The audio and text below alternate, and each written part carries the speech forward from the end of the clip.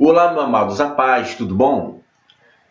Quero que você abra comigo lá em Efésios, no capítulo 2, a partir do versículo 20. Diz assim: edificados sobre o fundamento dos apóstolos e dos profetas, de que Jesus Cristo é a principal pedra de esquina. Edificados sobre o fundamento dos apóstolos e dos profetas. Então, existem duas coisas que nos permitem ficar edificados, cuja pedra principal é Jesus Cristo. Correto? Muito bem. O que eu quero falar com vocês aqui hoje é uma coisa muito importante. Nós sabemos que nós temos a Bíblia, o Antigo e o Novo Testamento, como regra de base da nossa fé. Mas você imagina se você voltasse no tempo, se você fosse lá para o primeiro século, qual seria a sua Bíblia? A sua Bíblia seria de Gênesis a Malaquias. Não teria outro jeito. E aí, quando a Bíblia fala, por exemplo, lá em 1 Coríntios, no capítulo 4, no versículo 6, por exemplo, quando ele diz assim: e eu, irmãos, apliquei essas coisas por semelhança a mim e a Apolo, por amor de vós, para que em nós aprendais a não ir além do que está escrito, não vos ensoberbecendo a favor de um contra outro. O que está querendo dizer aqui? Para nós não irmos além daquilo que está escrito de Gênesis a Malaquias. Isso em um período em que não havia um Novo Testamento. Lá em 2 Timóteo, no capítulo 3, no verso 16, o apóstolo Paulo nos ensina o seguinte: 2 Timóteo, no capítulo 3, no verso 16. Toda escritura divinamente inspirada e proveitosa para ensinar, para redarguir, para corrigir, para instruir em justiça, para que o homem de Deus seja perfeito e perfeitamente instruído para toda boa obra. Claro que quando Paulo escreve isso, ele está se referindo à escritura de Gênesis a Malaquias.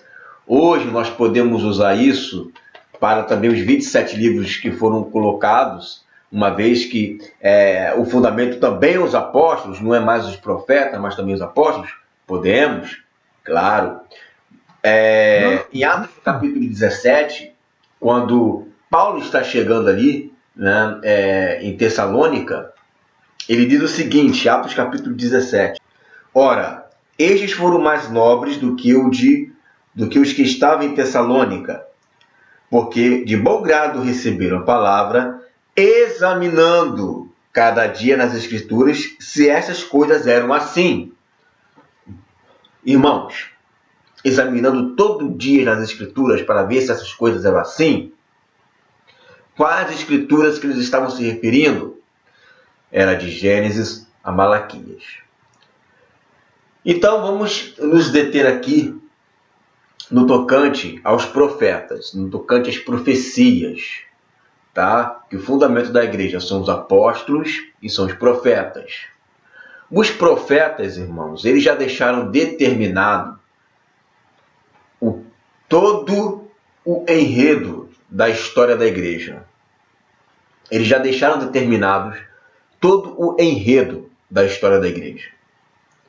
Por exemplo, eles profetizaram a vinda de Jesus.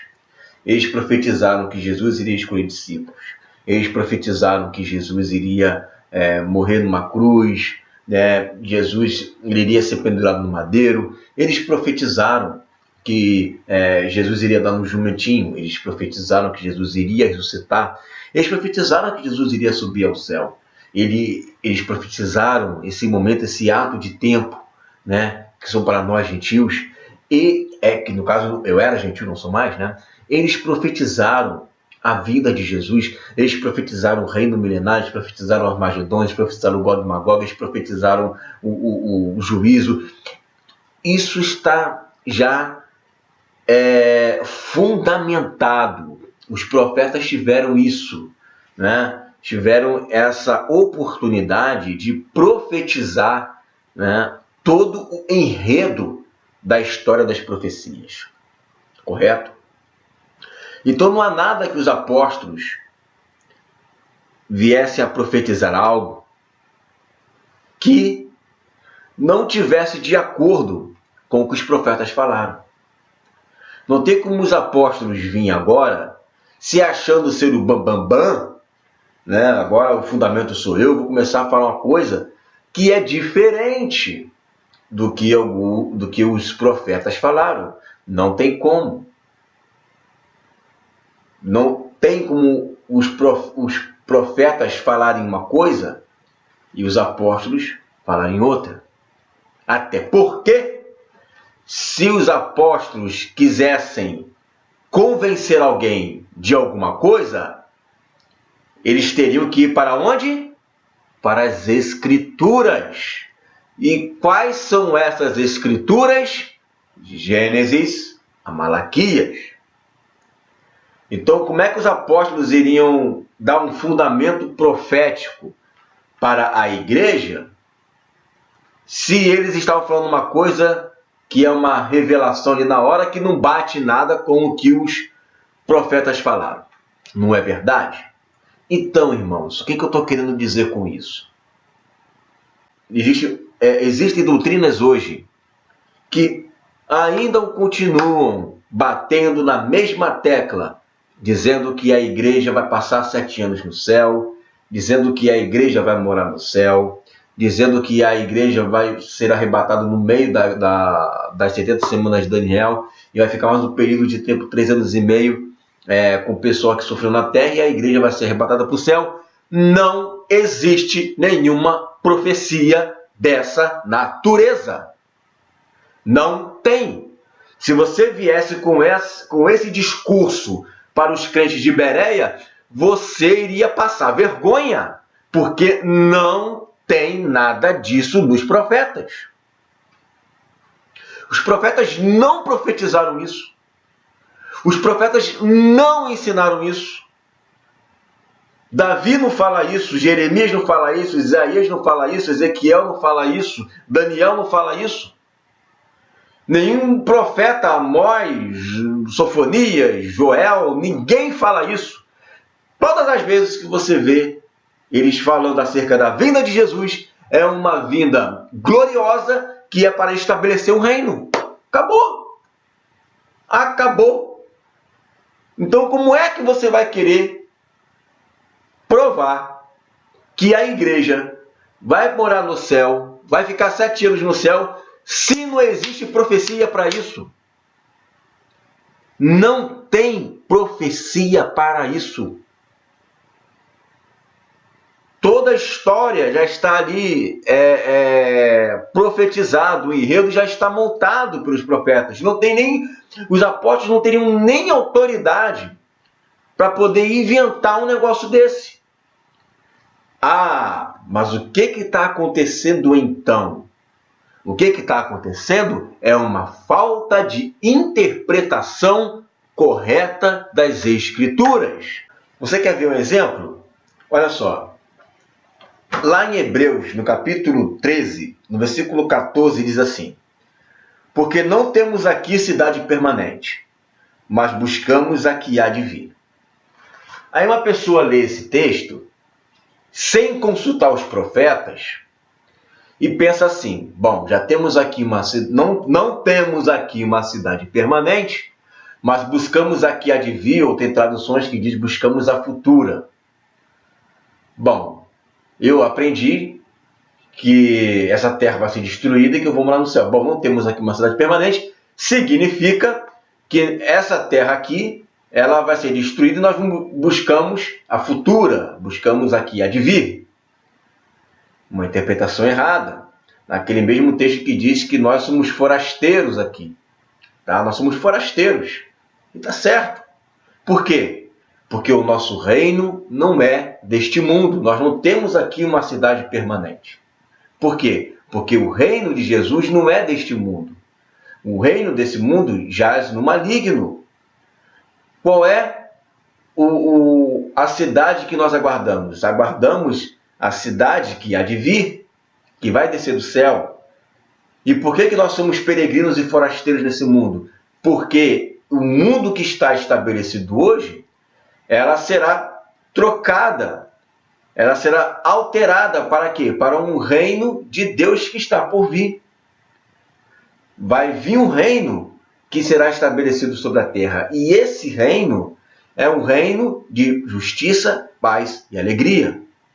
Então você observa que a questão é pegar texto, eu sou peregrino e forasteiro. Então se eu sou peregrino e forasteiro, significa que eu não vou ficar aqui nesse lugar. Nós não temos aqui uma cidade permanente. Então buscamos a futura porque nós vamos morar no céu. Você percebe que a questão é a interpretação? Porque se você linkar essas interpretações desse texto com o que os profetas ensinam, vai dar problema. Você não vai conseguir fechar a equação. Porque eles profetizam o tempo todo que nós iremos herdar a terra, que nós vamos tomar posse da terra. É o tempo todo eles falando isso. Mas são esses textos que têm uma aparência de alguma coisa que confunde o leitor. Eu sou peregrino e sou forasteiro, por quê? Porque eu busco um reino que vai vir, que vai substituir todos esses reinos que estão aí, que é o reino messiânico. Quando Jesus voltar, esse será o nosso reino. Então, neste mundo que está aqui, que jaz no maligno, um dia ele vai acabar e vai vir um outro mundo, que é um mundo vindouro, que Hebreus também fala isso, o mundo vindouro. É um mundo que há de vir, que está aqui em Hebreus também, Hebreus capítulo 13, versículo 14. Este mundo vindouro é o mundo que há de vir, que é o que os profetas o tempo todo profetizam. Daniel, que é um dos que mais falam claramente sobre isso. Que os reinos desse mundo passarão a ser do nosso Senhor e do seu Cristo, Apocalipse 12:15, ou seja, deixa de ser do diabo e passa a ser do Senhor e do seu Cristo. E ele reinará pelos séculos dos séculos. Então realmente eu não sou peregrino, eu sou peregrino e forasteiro. Por quê? Por que eu sou peregrino e forasteiro? Porque esse mundo que está aqui, ele não vai permanecer, ele vai acabar, ele vai ser desenrolado, vai passar o céu e a terra. Vai mudar, né? Vai mudar, a palavra passaria parecomai, passar de um estado para o outro. Ele vai ser alterado. Vai haver uma alteração nesse mundo. Então, olha como é que existe interpretação mais equilibrada, mais salutar, mais conivente com o que os profetas profetizaram. Agora você consegue linkar o que você está dizendo com o que os profetas falaram, porque existem textos proféticos falando que haverá uma troca, como você troca uma roupa. Davi fala isso, dos céus, desse mundo. Vai haver uma substituição dos poderes. Aí tem profecia para isso. Mas não é o planeta Terra que vai explodir, vai acabar, não. A Terra permanece para sempre. Eclesiastes capítulo 1, versículo 4. A Terra permanece para sempre. O que muda é a aparência da Terra. O que muda são os sistemas que estão sobre a Terra. O sistema que está hoje, que é do maligno, nele que eu estou agora, né? Eu sou peregrino e sou forasteiro, mesmo sendo como cidadão do céu. Porque eu busco uma pátria celestial. E essa pátria celestial vai vir sobre a terra. E eu que sou concidadão do céu, porque eu tenho um Espírito Santo que veio do céu, eu chamo esse reino. E quando Jesus voltar, esse sistema que está aqui, ele vai ser substituído por um outro. É por isso que lá em Daniel, no capítulo 2, fala que aquela pedra que vem do céu e bate na perna da estátua, ela enche toda a terra. O que é isso? É o reino dele. E o reino dele enche toda a terra. Por isso que está escrito, debaixo de todo o céu. Enche toda a terra, o reino que enche toda a terra.